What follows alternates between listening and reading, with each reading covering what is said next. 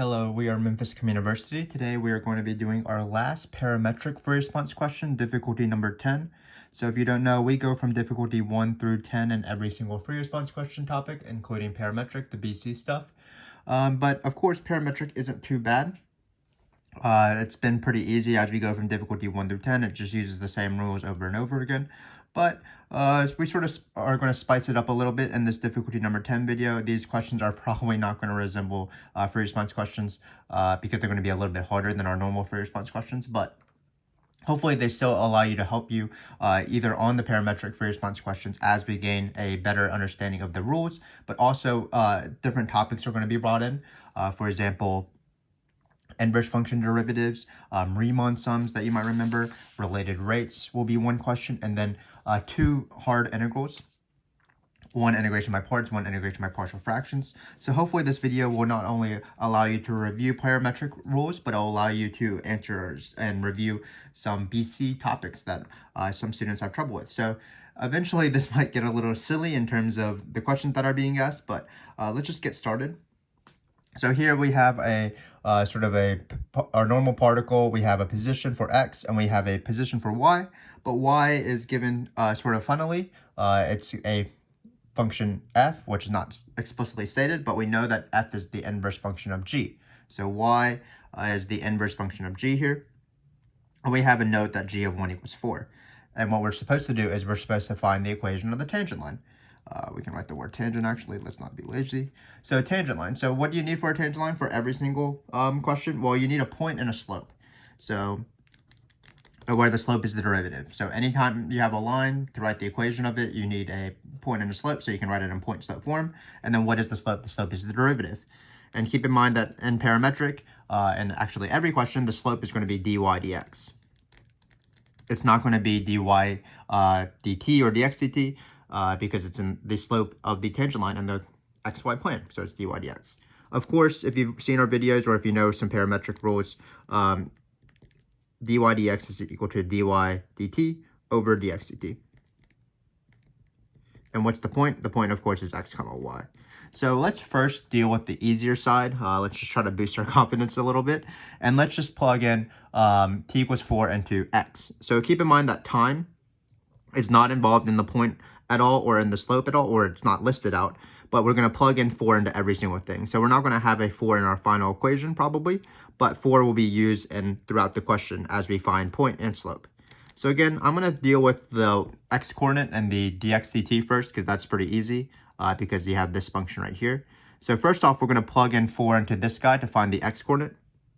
Looks like we're going to get 4 times 4, that's 16 minus 8, I believe is 8 plus 1 is 9. So that's going to be our x coordinate of our point. And then we are going to take the derivative of this guy on the side. So let me do that real quick for you guys. This will be dx dt. You can write dx dt instead. So when you do this, this will be 2t minus 2. So it looks like we're going to divide by, let's see, let's plug in 4 here. So you're going to plug in 4. 4 times 2 is 8, 8 minus 2 is 6. So eventually we're going to have some sort of dy dt, and then we're going to divide it by 6. And that'll be our slope. So again, just a little bit warm up because we were just finding the x coordinate. The review, of course, is the inverse function. So just keep in mind how inverse functions work. So basically inverse functions undo each other, if that makes sense. Like if you square something and you square root it, you'll get the same thing back. The key about inverse functions is first off the derivative of the inverse function formula. We'll talk about that in a minute. But also if a point x comma y is on a function, then y comma x is on the inverse. So for example, with squares, 4 comma 16 is on x squared, and then the inverse of x squared on its domain, square root 16 comma 4 is. So x comma 4 is 16 comma 4, yeah. So 4 comma 16 is on x squared, 16 comma 4 is on square root of x. So we're going to do that as well. So in this case, we care about f more, but we need to eventually, for example, find f of 4 first. So we want to have 4 comma something, but f is not written out. And what you definitely don't want to do is you don't want to solve for the inverse of this function. There's a lot easier way because of what we just said. So keep in mind that they told me g of 1 equals 4. That makes sense because when you plug in 1 here, you are going to get 1 plus 4 minus 1, so that will be 4. So on G, 1, comma 4 is a point. And what did we just say about inverses? Well, if 1, comma 4 is on G, then 4, comma 1 will be on F because they're inverses. So you just swap the points. So in this case, we can actually go for the point first. So when we plug in 4 into Y, that's the same thing as plugging in 4 into F. And what is F of 4? Well, it's 1. It's the X coordinate actually of the point on G, or the T value actually, to be more precise. So in this case, it's 1. Again, we know that 1, comma 4 is on G, so we just swap the point so that 4, comma 1 is on F. So now all we need to do, it looks like, is we need to find the derivative, dy dt. So again, we're not going to find the derivative of G in some way. What we're going to do is, or we will eventually, but we're going to use the formula. So the formula, it's a little bit trickier because usually it's G is a function of F, and that's given, but we can still try the formula. So the formula will be 1 over F prime of, for example, 4 equals 1 over, so we, let me just derive the formula for you, for the inverse. So we have, F of G of X, or T, let's use T's here. So I'm just going to derive the formula as a nice review. You can sort of skip this if you want to, but this is what inverse means. If you plug something in and you take the inverse, you get the same thing back. By the chain rule, you'll get G prime of T. I'm just taking the derivative of both sides. Great. And then finally, we wanted it in the other direction, but that's fine. So then you divide by G prime. So G prime of T is equal to 1 over F prime of G of T. So in this case, what we have to do is we just have to switch the variables around. We should have started off with GF because that would be T as well. Hopefully this makes sense. This is the derivation of the inverse formula. So in this case, F prime of 4, what will it be? We're going to use this formula right here, but we're going to switch around the G's and F. So it would be G prime of F of 4. So this is the formula. Again, you could have skipped the derivation and you could have started right here. Supposedly, inverse function is the most missed multiple choice question, and it's not because it's hard. It's because people just don't know this formula and how to use it. But again, this is the formula. We don't know what F is, so we can't find F of 4. But of course, we just found it. It's 1. So it's going to be 1 over G prime of 1. And then we're going to take the derivative of G. So let's do that real quick. G prime of T is equal to 2T plus 4. And then finally, we're going to plug in 1 here. So when you plug in 1, looks like you'll get 2 plus 4. But keep in mind it's fraction, so the actual answer is 1/6. So what was this guy? This was dy dt. So we're going to plug 1/6 in here. And then notice we're going to get 1 over 36. And that will be our slope. Keep in mind that these 6's don't cancel out. That's how students butcher fractions. It's 1/6 times 1/6, really. So now we are ready for the answer. We're just going to write it on the top here. Sorry, I've been writing random things in random spots. But it's going to be y minus the y coordinate equals the slope x minus the x coordinate. And that is done. So let me review what we did here because I was a little bit sort of disorganized in terms of my explanation. But for the x coordinate in this case, it was very easy. You just plugged in the given number and then you plugged in the given number into the derivative. For the y coordinate, it was a little harder because it involved inverse functions. But the thing you want to know about inverse functions is this formula right here. Usually it's written like this. If you can't tell what this says, it's 1 over f prime g of t. Basically, you take this guy right here and you divide. But that's usually when f is the given and g is the inverse. In this case, it's a little bit trickier because g is the given, f is the inverse, but it's still the same formula. F prime of 4 equals 1 over g prime f of 4. You don't know what's f of 4 when the question is presented, but we know that if 1 comma 4 is on our original function, that means 4 comma 1 will be on f. So that will allow us to find f of 4. You don't have to solve for the inverse actually. So f of 4 is going to be 1. 1 over g prime of 1 is equal to 1/6. So once we have 1/6, we are able to find dy dx. We just derived the two.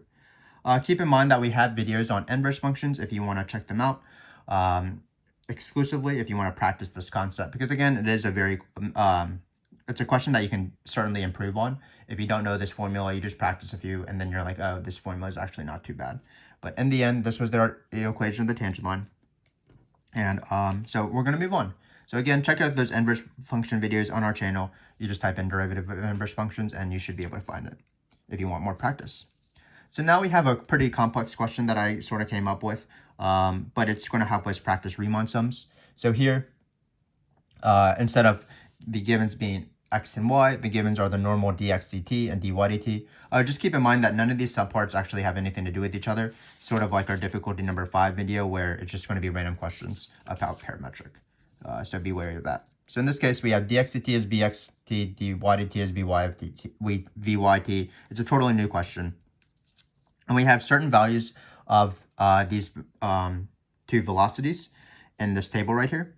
And what we're going to do is we're going to try to approximate the distance that the particle travels from t equals 1 to 9, so these endpoints right here, using a left Riemann sum. So the hard part about this won't be doing the Riemann sum, because the Riemann sum is always pretty easy. It's always the difference in the x's times certain y's. But what we need to do is we need to come up with the integral that the Riemann sum will approximate. Because remember, all Riemann sums, no matter if it's left, right, trapezoidal, midpoint, always approximate an integral. So what integral is it approximating? Well, it's going to be approximating the distance formula. And what is that formula in parametric? Well, in particle motion, that formula is the integral of absolute value of velocity, which is the integral of speed. But because speed is a little bit different in parametric, it's still the same formula, the integral of speed. But in this case, speed is the thing I'm about to write. It's the square root of the derivative squared. So dx dt squared. We can write vxt in this case, plus vyt. So this is actually the thing we're going to take the integral of, or at least approximate the integral. But again, this guy right here is speed, derivative squared plus derivative squared. We're going from 1 to 9. So now we're ready for the Riemann sum. So just keep in mind, people don't know how Riemann sums work when it's not just the integral of like a function f, but it's still going to be the same thing. We're going to have our bases and heights of rectangles where the bases are dependent not on the function at all, but it's just dependent on the interval of the t's. And then the height of the rectangles will be left sums, but they're not going to be any of these values in these tables. It's actually, we plug in these values in these tables into our function, because it's always the function value you're trying to find. So let's practice. So it's going to be 3 different rectangles, 1, 2, 3. So let's take this. So it's always the difference in the x's or the t's for your base. So in this case, it's going to be 2 minus 1. So it's going to be 1.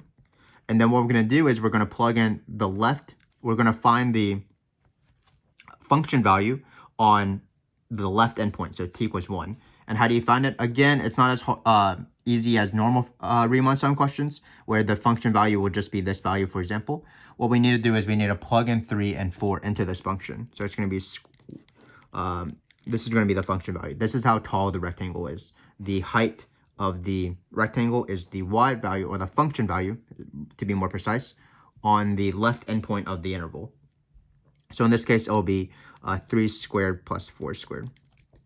So moving on, let's try the next rectangle. So again, it's always the difference in the t's no matter what. So it's going to be 5 minus 2, which is 3.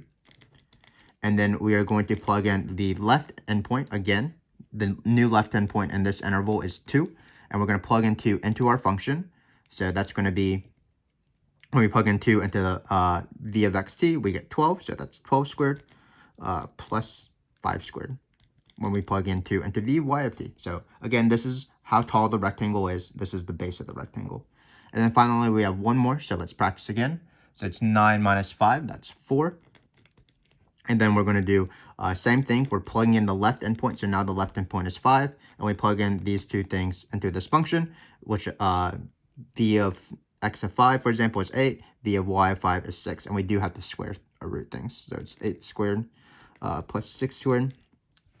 So finally, we are going to solve this. Keep in mind that I did choose certain numbers so that these are Pythagorean triples. So it's 3, 4, 5. So it's 1 times 5 plus 5, 12, 13. So it's plus 3 times 13. It's really nice to know Pythagorean triples.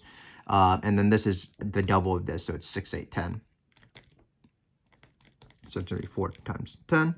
And then we're just going to add it up. Probably the easiest part. But let's still be careful. So it's going to be 40 plus 5. That's 45.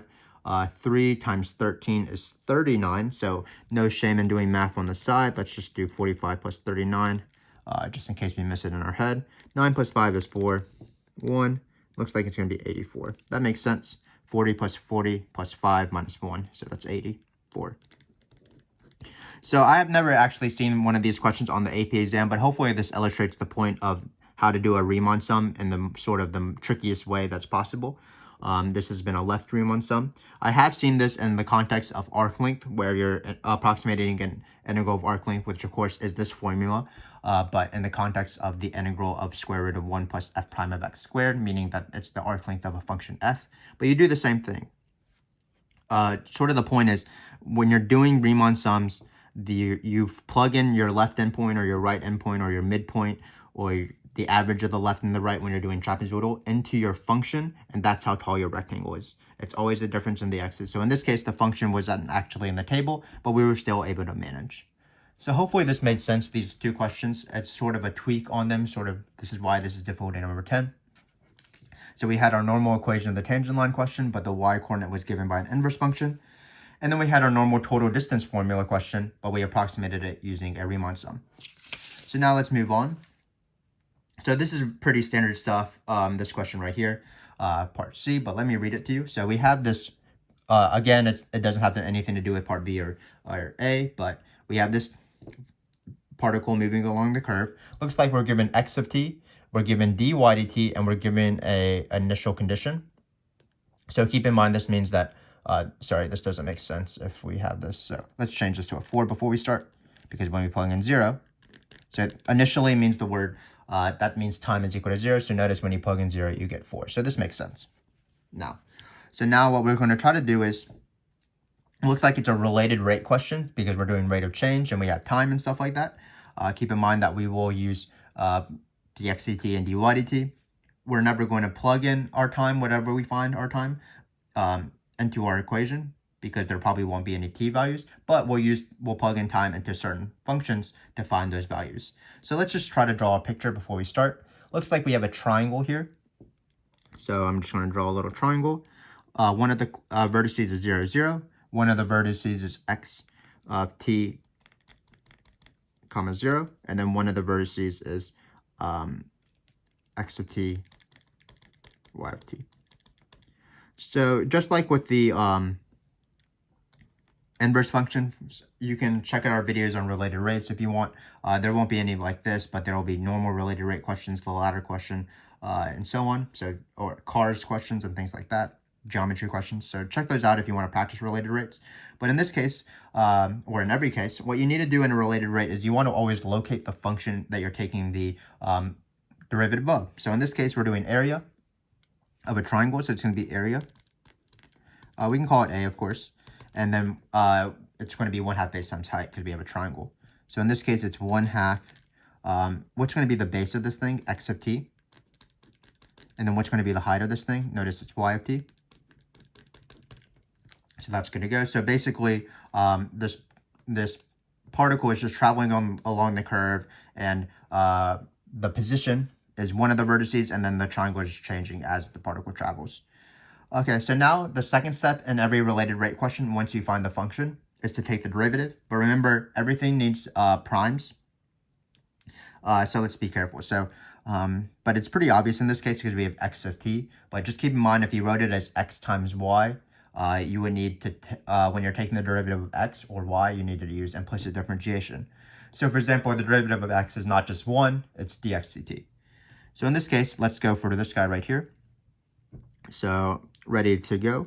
On this side, we're just going to get a prime or dA dt if you want to write it like that. We can change it to that. And then anytime you're taking a derivative, of course, you need to be careful with product rule and chain rule if necessary. So in this case, this will be product rule. So some students get confused or they get sort of not careful with this 1/2. But I'm just going to have this as my first function and this is my second function because I need to distribute this 1/2 into both sides of the product rule. So we're going to keep the same. And then we're going to take the derivative of the other one. And then we're going to take the derivative of the thing we kept the same. So this is the first side of the product rule. We can underline things if you want. But now we're taking the derivative of this.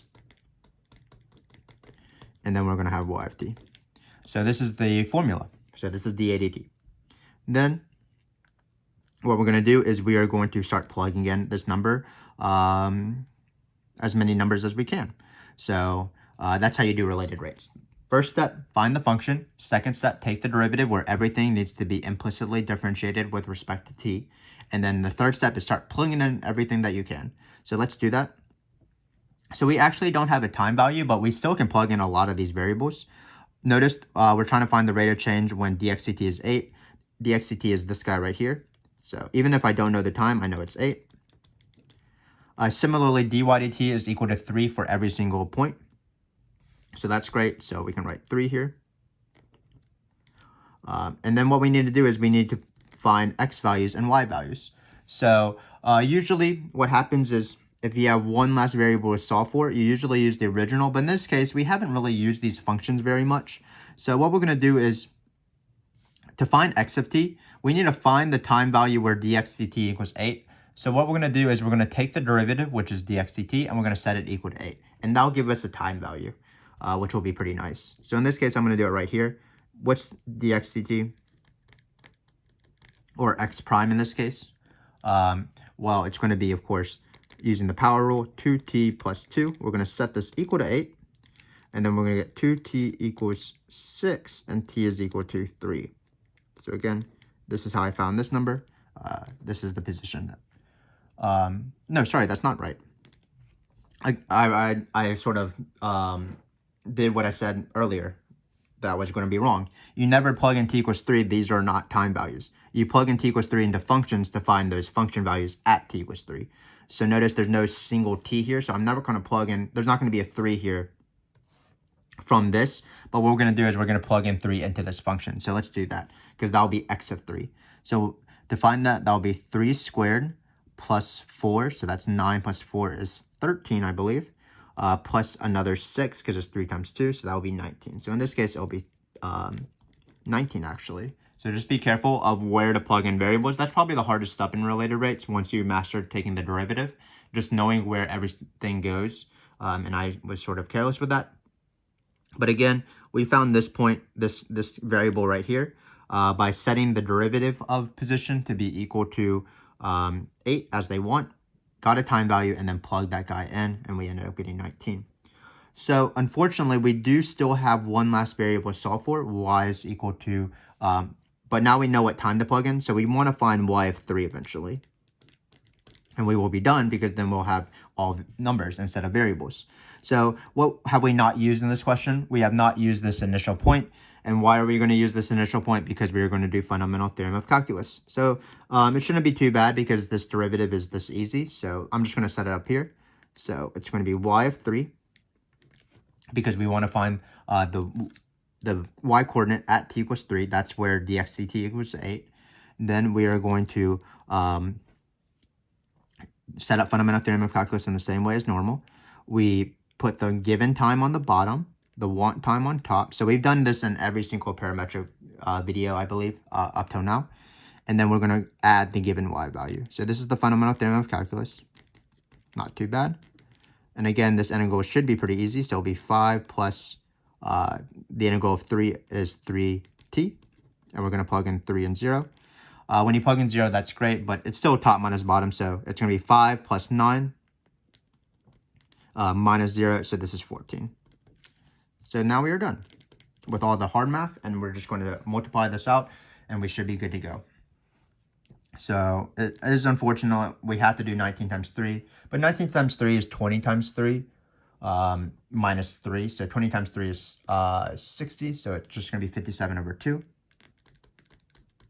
And then this number, we don't need to change it to a fraction automatically because we have to add it to 57 over 2 eventually. So 8 times 14, we can just do that on the side. No shame, of course. So there's 32, 8, 11. So it looks like it's 112. I believe I did that correctly. So it's 112. And then we're just going to add it to 57. So it's going to be 1 something over 2. 9 it looks like. And then 5 plus 1 is 6. So 169 over 2 is our answer. So let me go over this because this has been pretty complicated. So this has been a related rate question. We wanted to find the rate of the area, dA dt, of this triangle right here. So first we set up the triangle, then we took the derivative using product rule and was careful with distributing this 1/2. Then we started plugging in everything. The 3 was given because dy dt is 3 for every single time. The 8 was given, but we needed x of whatever the time value is and y of whatever the time value is. So what we did is we took the derivative of this, set it equal to 8 right here. Sorry, my work is super unorganized. But we got our time value. We didn't use 3 in the actual equation. What we did is we used 3 by finding x of 3 and also y of 3. X of 3 was very easy because we have a formula for x, so we just plugged in 3. But y of 3 was the fundamental theorem of calculus. We used our derivative, our given derivative, and our initial point, meaning t equals 0. Excuse me. And then we set up the fundamental theorem of calculus in the normal way. Given t, want t, given y value, take the antiderivative, add the number, do top minus bottom with the fundamental theorem of calculus. And we ended up getting 14, and this was our answer. So again, a pretty hard related rate question, but I've seen questions in the past like this. Actually, I've seen them more in particle motion free response questions, but it's sort of the same idea. Just keep in mind how to do these shorter questions. And again, related rates, locate the function, take the derivative, start plugging in everything you can. And if you need to plug in one less variable or two less variables, try to just look around and use the functions that are given. So now we have one last question, which again will be fundamental theorem of calculus. I love fundamental theorem of calculus. It's the most important theorem, as its name implies. It looks like at t equals 1, the point is 2, 3. That, of course, is used for fundamental theorem of calculus. But these functions are pretty annoying. So this is why I made this for difficulty number 10 in order to practice some integrals, because we might as well do that. So before we even set up fundamental theorem of calculus, I'm going to try to find, these should all be t values, of course. This doesn't make any sense when they're x values. So let me change these to t values. Sorry about that. But let's just practice these integrals on the side. Let's find their antiderivatives, and then we'll employ fundamental theorem of calculus. So anytime you're taking an integral on the BC exam, especially in the free response question, you want to be always wary that you might be doing integration by parts or integration by partial fractions. And we actually have an example of both of them, integration by parts, integration by partial fractions. So in this case, I'm going to first do the integral of this guy right here with partial fractions. So this is going to be quite a long video because all these questions have been pretty involved, but that's what we're doing in difficulty number 10. We are trying to challenge ourselves. So I have a little sheet of paper here. This is the high technology we're working with. But remember, in partial fractions, what you do is you break up the denominator. It's already factored for us. If you needed to, you would factor as the first step. You break this up as b, a over one of the factors, b over one of the factors. And then what we're trying to do is we're trying to find the a and the b so that this logically holds. So what I do is I cross multiply. I do a times 1 plus t, and then b times 2 plus t. And you set it equal to this numerator, because what you're trying to do is you're finding the a and the b so that this decomposition holds. So what we're going to do is we're going to sort of combine these fractions back into this fraction right here. And how you do that is this is the common denominator, so this will be the numerator, and we set it equal to this numerator, which isn't 2, but it's 5. Then what you do is you set up a constant equation and a variable equation. So if you want, we can do one extra step and simplify this or distribute all this. A plus a t. Hopefully you can tell the difference between my pluses and my t's. Let me try to like put a little line underneath, but it's 2b plus 2t line underneath. So what we're going to do is we're going to form two equations. One is our t equation, and one is our constant equation. Keep in mind that a and b are constants. We're trying to solve for them. So in this case, sorry, it should be b. So just be careful when you distribute. A times 1, at, b times 2, bt. Made a lot of mistakes in this video, but hopefully you know that mistakes are going to be part of the process, especially if you're doing something that's challenging. So in this case, we're setting up our equation. So notice we have a plus b is equal to 0. This is going to be my t variable equation because you have at plus bt equals 0t. So that means a plus b will equal 0 after you divide by t. And then we have our constant equation, so the things that are not t's right here. So it's going to be 5 equals a plus 2b.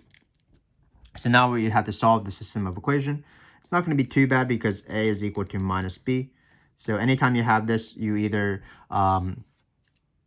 solve using elimination or substitution. Looks like if we subtract this equation from this equation, we'll easily get it. It'll be b. We're subtracting this from this. Looks like we're just going to get b is equal to 5, which is definitely not too bad. And then so a is equal to negative 5. So again, this is how partial fractions work. We're setting up an integral. And we're setting up this integral by splitting it up. We had to find a's and b's. What we did is we set up in a system of equation, a constant equation, and a variable equation, and then we solved. So these are the numbers that we care about, 5 and negative 5. So we're going to replace our variables with where they go. So we're going to replace the 5 with this, replace the negative 5 with this, but we're actually going to do it all in one step. So because, for example, this integral will be, we're going to replace this a with negative 5, but again, we're doing it in one step. So I like to take out my constant outside of the integral. So this guy is going to be negative 5, the integral of 1 dt over t, 2 plus t, I can't speak anymore. But again, we're replacing this negative 5 with the a and then taking it out in the same step. Then we're going to replace this b with 5. Same thing, take it out. So now we have done the goal of partial fraction decomposition. We have gotten the point where now we're ready to take the integral. It's a lot easier integral. Keep in mind that it's always ln on the AP exam because it's always this sort of format. But it's not always perfectly ln. It could be negative ln or something like that, depending on what the derivative of the bottom function is, and you would have to account for that using a u substitution perhaps. But in this case, these derivatives are just, excuse me, are just 1, so it's not too bad. So this is going to be negative 5 ln of 2 plus t, and then plus 5 ln of 1 plus t. So we're going to combine these. We're going to remember plus t. Because remember, when we have subtraction with ln's, that's division. So we can write it as 1 plus t over 2 plus t. So let's leave it like that. So hopefully you can tell the difference. So again, nice little review of partial fractions. We split it up. We cross-multiplied, which is great. We set up a system of equations, allowed us to find a and b so that this holds. And then we took integrals and they were ln's. So let's quickly do this integral. This integral will be a little bit easier. So it's t times ln of t. That's what dy dt is. And we're going to try to solve for this integral. So the integral of t times ln of t. So this is integration by parts. Remember, integration by parts is the reverse of the product rule. What you do is you need to form this little rectangle, u du v dv, because you're about to do the formula. This integral is equal to u times v minus the integral of v times du. This is the integration by parts formula. So what you need to do is you need to determine u and dv, form this rectangle, and then you're good to go, and you apply this formula. So remember that there's a phrase in integration by parts that allows you to helps you determine which one should be our u and which one should be our dv. So it's LIATE. It's an acronym. So let me just review what each of these letters stand for. Logarithm, inverse trig. A stands for algebraic, like polynomials. T stands for trigonometry, and then E is exponential, like e to the x's. So in this case, looks like for ln of t, that's an L, because that's logarithmic. And then t dt, that's algebraic. So how do you use LIATE? Basically, if the function is towards the left of the acronym, or the left of the acronym, that's a good choice for u. So in this case, u is going to be ln of t. And then if the function is towards the right of the acronym, so this is a, so that's left of the L, that's going to be your dv. Basically, you choose functions whose derivatives are a lot easier than their integrals. So that's why ln of t goes right here, because we don't want to take the integral of ln of t. It's not that bad to take the derivative of the antiderivative of t. So let's do that. So the derivative of ln of t is 1 over t. And then you take this integral, that's just power rule, t squared over 2. So now we're going to use the formula. Now that we have this grid, basically all of our decisions are made for us. So it's going to be ln of t times t squared over 2. And then we're going to write minus. And then it looks like it's going to be t squared over 2 times 1 over t. So remember that when you do integration by parts, you're still left with an integral. And what you're trying to do is you're trying to just integrate this. Hopefully, if you did integration by parts correctly, this integral will be a lot simpler. So it's ln of t times t squared over 2, and this one is, but keep in mind that you might have to do integration by parts or u sub or something like that. Before we take this integral, we're going to take out this 1/2, and then we're going to simplify. T squared over t is just t. So it looks like our integral, sorry that I'm going to go beyond the boundary that I made, but it looks like it should be ln of t times t squared over 2 minus 1/2, and then the integral of t is t squared over 2. So we're going to just change this to a 4, because it'll be 1/2 times 1/2. So again, this has been a little bit of work. This video will probably be our longest parametric video, but again, this is because it's difficulty number 10, and we've reviewed a lot of things. So we reviewed partial fractions. We also reviewed integration by parts. So these are the formulas, and we are good to go. If you want to check out videos specifically on these two topics, integration by parts, integration by partial fractions, we have several videos on our channel, so look for those. But now we are ready to do fundamental theorem of calculus. Again, we're going to do it for each coordinate, but now it should be pretty easy because we've already taken the antiderivatives. So how do you set up fundamental theorem of calculus? Sorry, there's not actually a question here. We're finding the position at t equals 2. So let's start it. So it's going to be x of 2, the x coordinate, equals, so it's always the want time, and then we're going to write plus the given x coordinate, so it'll be 2, plus the want t value on top, the given t value on bottom. Same way we set up fundamental theorem of calculus right here. Then we're going to write this function out.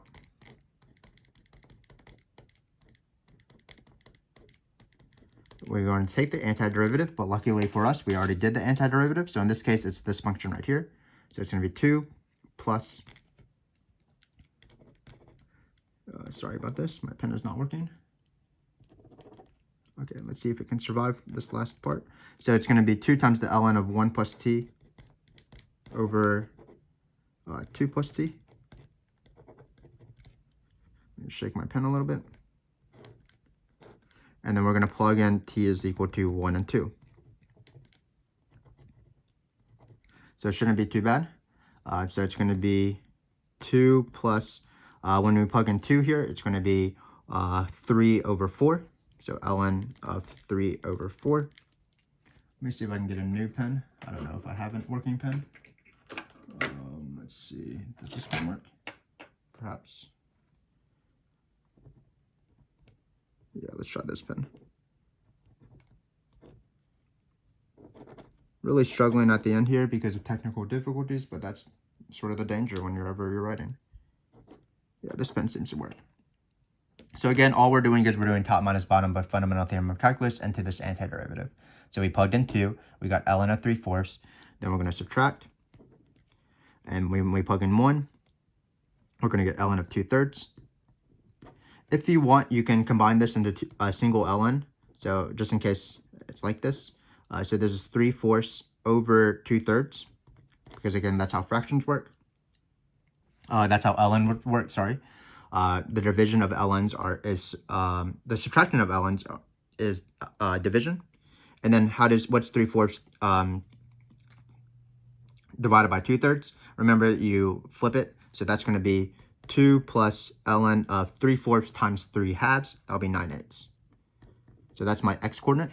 And now we're going to find the y coordinate. Again, shouldn't be too bad because we already found the theorem or the antiderivative. But we want to set it up. So it's going to be y of 2. What we want, it's going to be the given y value, which is 3. The given time value, which is 1.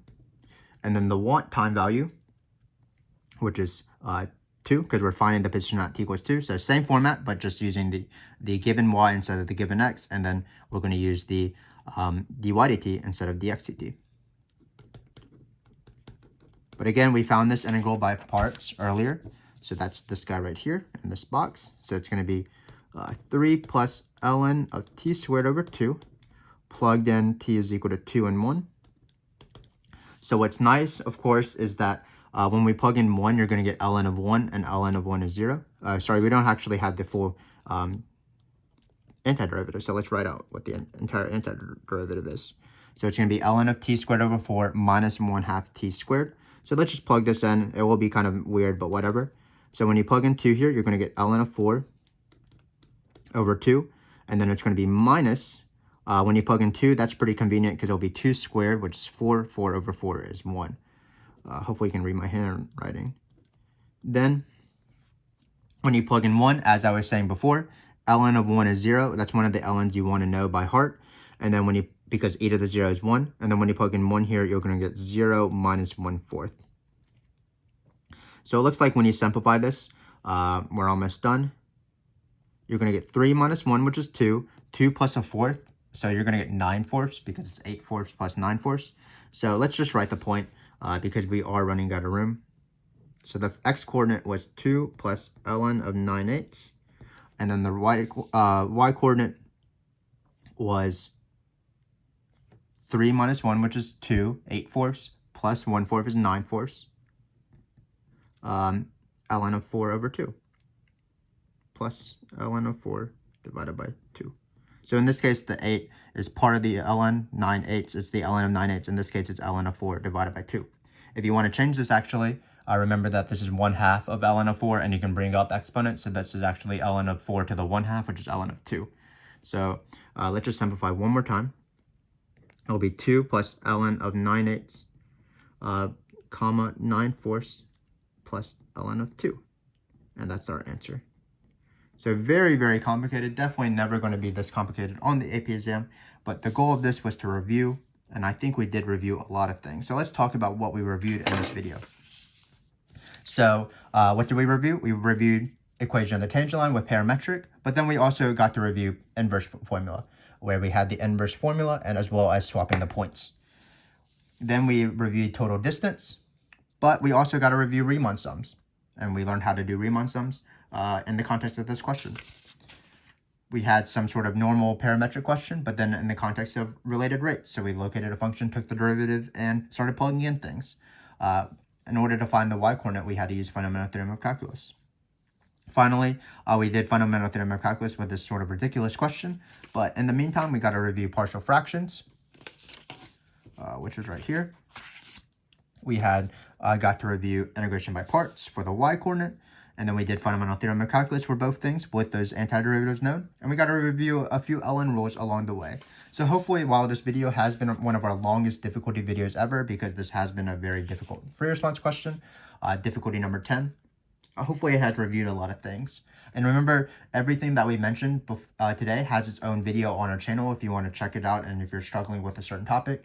Inverse function derivatives, Riemann sums, related rates, integration by partial fractions, integration by parts, all this parametric and vector value function stuff. But what I congratulate you is if you watched our video series, we definitely applaud you because we appreciate your support of our channel. Hopefully you have now mastered parametric free response questions. Remember, you want to focus on the main formulas. You want to know how to do equation of the tangent line, speed, which is this, and then total distance, which is this, and then how to do fundamental theorem of calculus. Again, the parametric free response question won't be this hard. It'll probably be in our difficulty 5 level or something like that. But that's what you want to focus on, parametric. If you are moving on, I would suggest watching our polar free response questions videos. We do the same thing. We have an overview video, and then we go from difficulty 1 through 10. But be sure to check those out because, in my opinion, polar free response questions are a lot harder than parametric free response questions on the AP exam. So we created all these videos to help you guys out. Hopefully I will see you there in those polar free response question videos. Thanks again for watching.